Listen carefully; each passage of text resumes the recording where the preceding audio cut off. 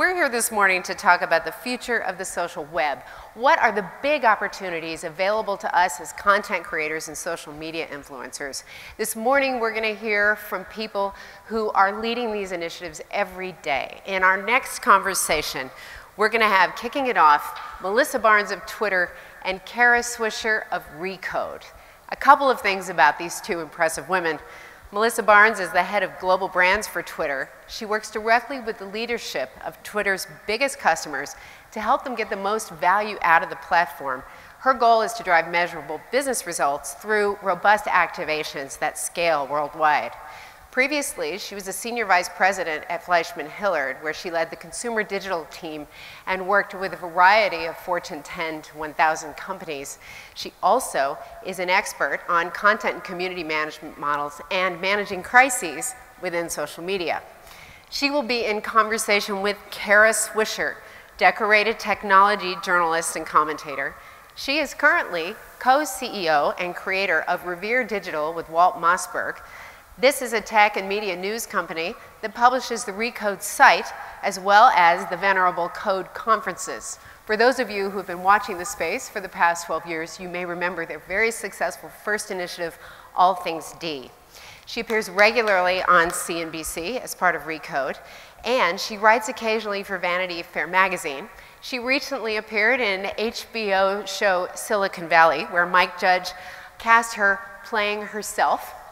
And for those of you who picked up New York Magazine this week, you may have seen that they described her as the most feared and most loved journalist in Silicon Valley. I ask you, how does she do that? Welcome. Sure. Hey, everybody. Essentially, most feared and loved means I'm a bitch who can be hugged. I think. I believe that's correct. It was kind of interesting. But I brought out some T-shirts for people to see later. I'm going to give them away. Okay. I'm going to find someone in the room who wants this, but just come up to me if you see me. And I have two of wait, who does? Large or extra large? You have to admit it. Extra large for you. Here you go. Come on up. And here you go. Oh, see? Anyone who is a persistent and demanding woman, I love. Okay? One of my biggest fans? Please don't rush the stage. Okay. No, that woman, wait, no, she was the one. She was the one. I'll get some more for you, okay? Oh, she had to learn HTML to code her website. Everybody should code. It's power now, unfortunately. Okay. So we're going to talk about Twitter. I love Twitter, as you know. Yes. I'm a big Twitter fan. Yep. I've been on Twitter for many, many years. I tweet all the time, a little bit too much probably. But I want to talk about where Twitter's going, because it's a really important, powerful medium for people because everybody can get to it. Yep. Many people have used it. And we're going to talk a little bit about where the social web is going, but let's talk a little about where it's been, what's been happening. You've been at Twitter for how long? Since 2.5 years. 2.5 years. Yeah. So let's talk about what it is now from your perspective and how it brands are trying to figure out how to do things. Some people are better than others. Yeah.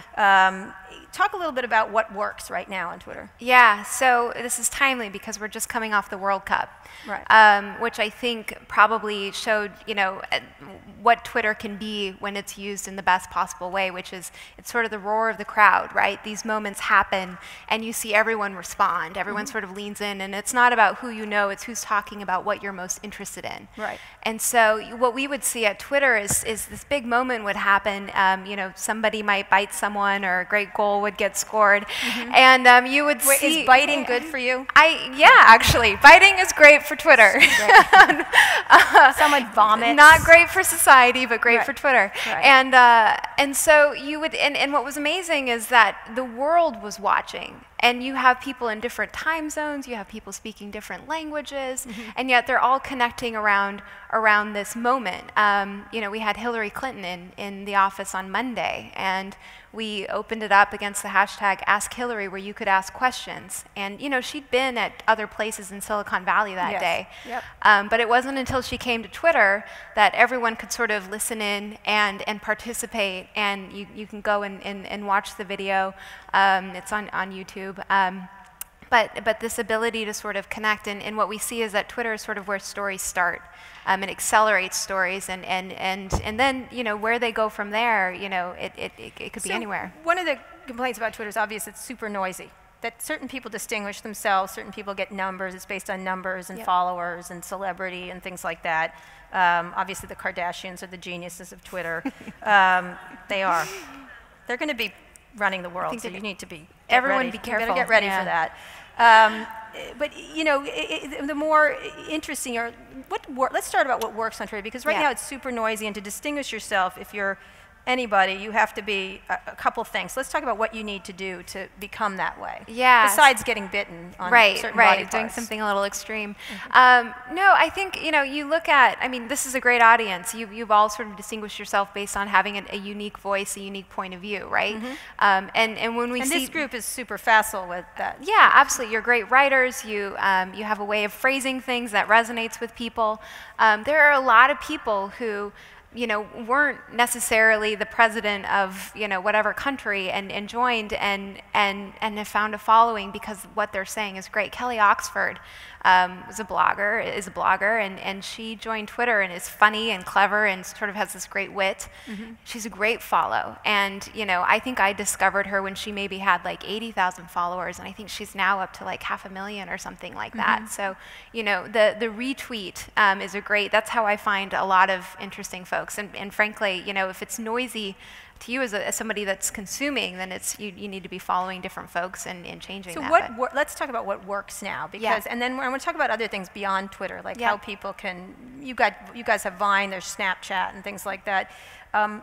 What works right now on Twitter, and what are you going to be doing to the product that makes it work better for people? Yeah, so I'd say, so from a brand perspective, what works is finding your moments, your conversations where you can sort of enter the conversation and have something meaningful to say, right? And so when you're offering up content that's interesting or compelling or something that you kind of want to snack on, we see that works. But it's finding those right moments. You know, I think, again, like thinking about some of these big events, you look at, say, you know, New York Fashion Week, and brands who've succeeded there, you know, they're doing something more. They're bringing people into the room, so you feel like you get to go into this very, you know, private setting and see things before anyone else. They're adding different layers or textures to stories. So, you know, you might see Nina Garcia wear a great dress on Project Runway, but then to see the close-up of the fabric, that's actually feels special. You know, Twitter's bringing you closer to something. I think offering a unique point of view or curating content in a way so it's easier to find the great stuff. You know, out of the World Economic Forum, we've seen, you know, different companies and find the most interesting pieces of discussion and share that with folks who are following along, and that provides an efficiency. You know, I think what doesn't work is when you're it's hard to say when you're boring, but when you're repeating things. Don't be boring. Don't be boring, but also, like, you know, you think about events that are happening in the world today, and to sort of just repeat what's already out there, to not have a different slant on it or something that's additive to it. You're not providing anything more. So I think what people are going to find interesting. So recently, what's been a brand that's done a very good job, a smaller one and a larger one? I think when you look at Always Like a Girl, that campaign, it's you know. Explain it. So Always it's a Procter & Gamble brand, and they did a video where they asked women who were in their teens and maybe a little bit older to sort of show me how you run like a girl, show me how you throw like a girl. And you saw these sort of like wimpy tosses and, you know, lame runs. And then they brought in little girls who were, you know, maybe 5 or 6, and they said, show me how you run like a girl, show me how you throw like a girl. And you have these little girls who are running and they're throwing and they're, you know, it's so visual, and the point is made so quickly that this phrase like a girl has become something else, something that isn't positive.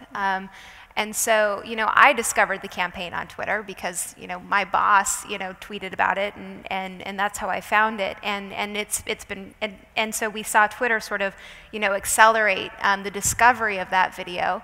But then, you know, as people react and sort of talk about what they felt when they saw it, and, you know, is this good, is this bad, what is this, you know, then you see the reactions sort of play out and the different points of view play out on Twitter. So Twitter was the place that sort of hosted that, and you could sort of follow and find more by clicking on that hashtag. So what works on a small level? Because not everybody is Procter & Gamble. Sure, so yeah. So some folks have less to work with, or, you know, their resources are different. I think, you know, you look at a brand like GoPro, which, you know, it's the camera that you attach to your surfboard or your helmet or an Eagle, and you get great great footage. And that's needlessly cruel. But great footage. But we're not going to go there. But no, it was a niche sort of product, but they had this great content. You know, you got to ride a wave, you got to jump out of a plane. And so they use the hashtag GoPro, which is the name of the product, but it also is a verb in its own sense. It's its own action.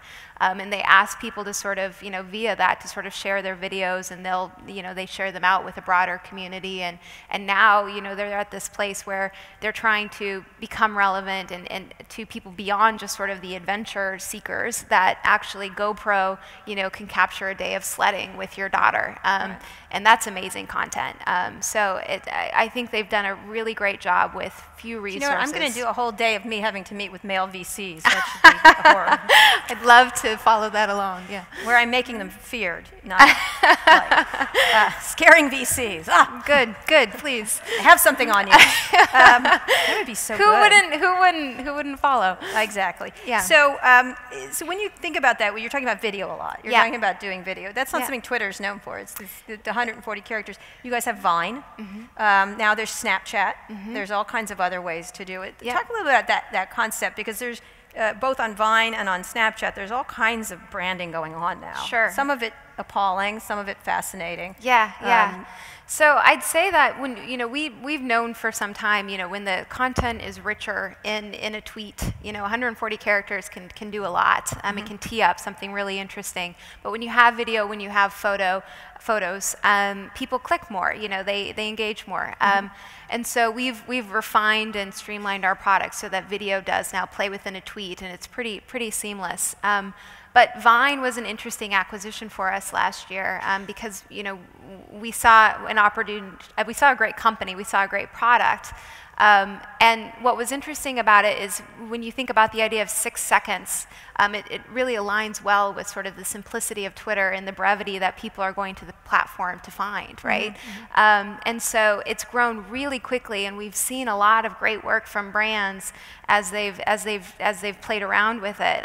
You know, I think within the first day we saw, you know, vines from red vines, but also companies like GE and, you know, sort of celebrating science in 6 seconds, and you know, it's now become a big part of a strategy. So during the World Cup, we had all these brands doing war rooms, and they had a Vine strategy. So what works with vines? I mean, there's that dad who exploits his child mercilessly. With putting Gap clothing on him and then forcing him to eat a Klondike bar. Yep. And then he gets celebrated for it. If a mother did that, that would be like, what are you doing? It's true. Come on. But it's adorable when a dad does it. Cute. Yep. He's going to drop him off an eagle at some point, kind of thing, with an eagle. But this is why you're not in marketing. No, but you know what? I'm doing okay. You're doing all right. You're doing all right. So I have taken difficult and a pain in the ass and made it into a fantastic brand. Yeah. It's worked for me. Bossy has worked for me, Sheryl Sandberg. I'm sorry.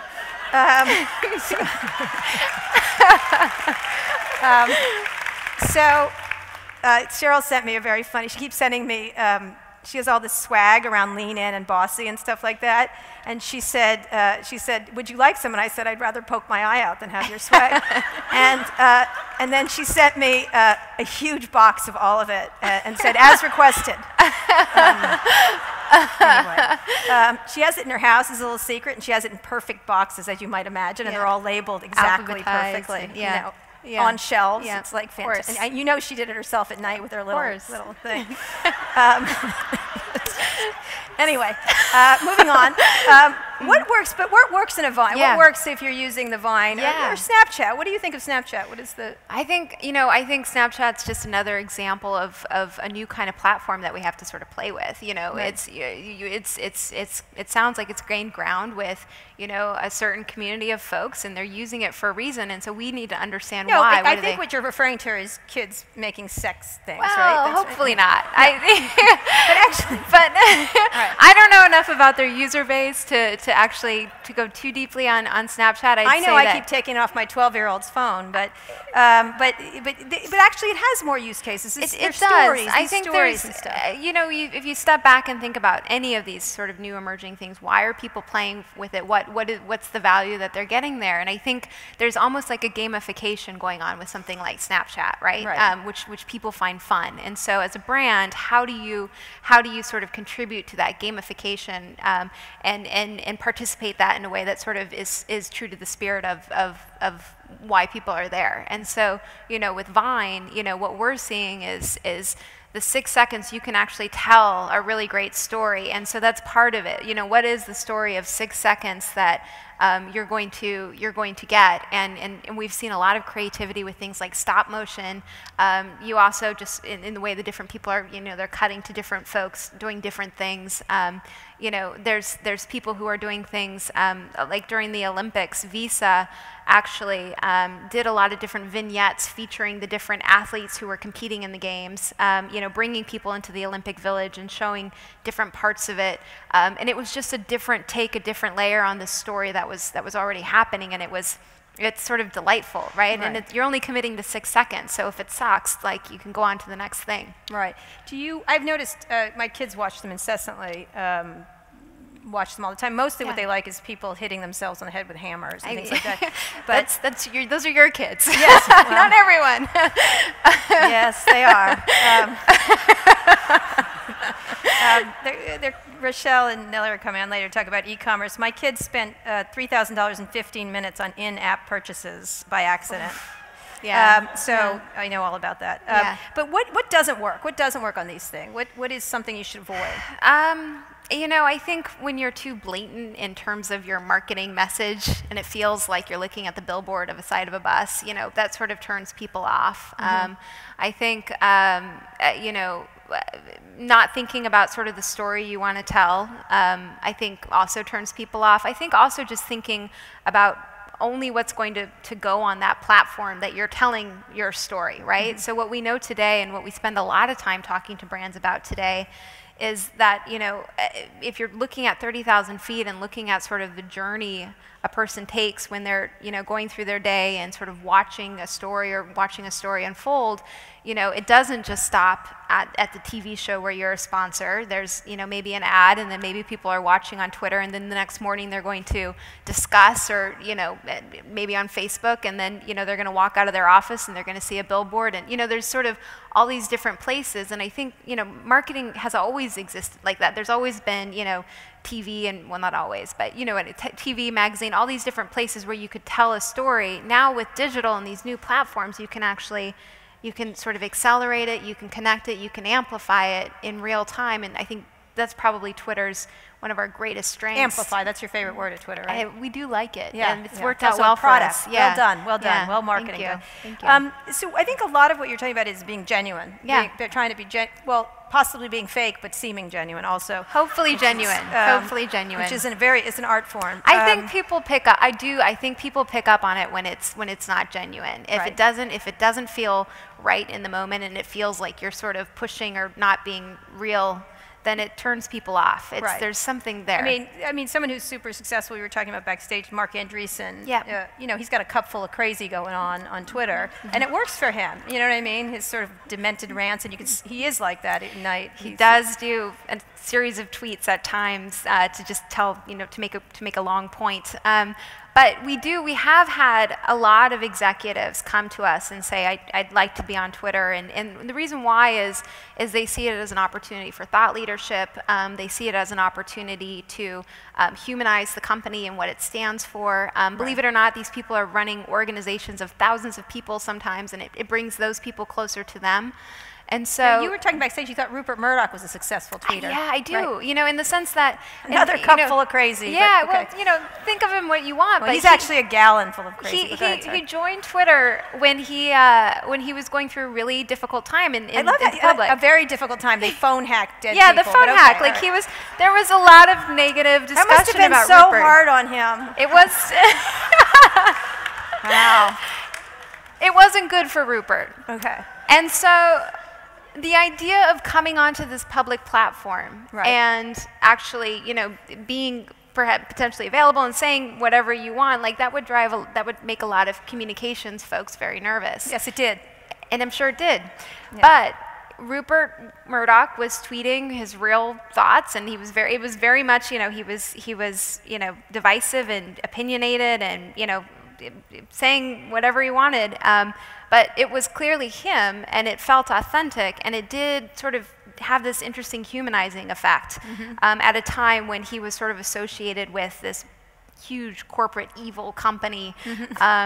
You said it, I didn't. I'm just saying, and you know, there was positive benefit there. But we've seen people, you know, I mentioned Visa earlier. Antonio Lucio, the chief marketing officer, global brand officer, joined, and you know, he's seen that his whole team has joined, and by team I mean, you know, hundreds of people around the world, and he's seen impact in terms of the innovation in their thinking.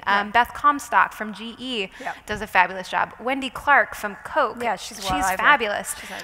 So before we go, because we only have one more minute left, where is it going? Are we going to have to like hologram tweets? What do you pick something like? What is going to be like the thing? Like, or there's going to be smell-o-vision or what? I think you can take that idea. Yeah, I'll tell Dick. Okay, and by the way, it's great to have a woman executive from Twitter here. I am on a constant debate. They just also promoted Katie Stanton there. I'm on a constant debate with Dick Costlow, who is somewhat of a lady. He really is. He's so sensitive. The best parts of a lady. Best parts of a lady.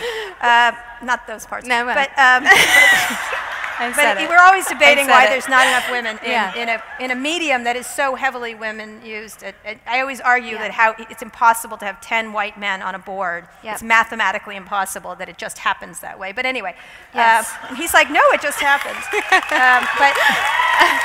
But where is it going? Like, give me one. You have 2 seconds or 4 seconds. What do you imagine would be the perfect thing for a tweet, like one that jumps at you, or? I think it's more the discoverability of tweets and things that are happening on Twitter when you're not necessarily on the platform. I mean, we're already seeing that when you look at, you know, newscasts sort of reference tweets and sort of, you know, to cover an event. And I think making that more simple and people discovering what's happening on Twitter, even if they're not on it, I think, you know, there's something really interesting there, and there's more to do there. Great. Yes. Thank you so much, Melissa. Thank you. Thanks.